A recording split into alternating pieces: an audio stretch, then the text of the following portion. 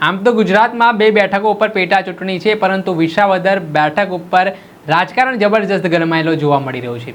જેમ જેમ ચૂંટણીના દિવસો નજીક આવી રહ્યા છે તેમ તેમ ચૂંટણી રસપ્રદ અને રોમાંચક બનતી દેખાઈ રહી છે। આગામી સમયમાં દિગ્ગજ નેતાઓના ધામા વિસાવદર બેઠક ઉપર જોવા મળશે। પ્રચાર પ્રસારમાં દિગ્ગજ નેતા ઉતરવાના છે। આમ આદમી પાર્ટીના ઉમેદવાર ગોપાલ ઇટાલિયા તેમજ ભારતીય જનતા પાર્ટીના ઉમેદવાર કિરીટ પટેલ અલગ અલગ ગામડાઓમાં પ્રચાર પ્રસાર કરી રહ્યા છે। નિવેદનબાજીનો દોર પણ જોવા મળી રહ્યો છે। આરોપ પ્રત્યે આરોપ પણ થતા દેખાઈ રહ્યા છે। ત્યારે વિસાવદરની બેઠક એક ખેડૂતલક્ષી બેઠક માનવામાં આવે છે। 90% જેટલા મતદારો છે તે ખેડૂતો છે અને ખેડૂતોને રીઝવવા માટે રાજકીય પાર્ટીના નેતાઓ છે તે દાવાઓ કરી રહ્યા છે, વિશ્વાસ અપાવી રહ્યા છે। ત્યારે હવે વિસાવદરમાં ખાતર પોલિટિક્સ જોવા મળી છે। જી હા, ખેડૂતો માટે ખૂબ જ અત્યંત ઉપયોગી ખાતર છે, તેને લઈને આમ આદમી પાર્ટીના નેતા ગોપાલ ઇટાલિયાનું નિવેદન સામે આવ્યું છે, સાથે જ જયેશ રાદડિયાનું પણ નિવેદન સામે આવ્યું છે।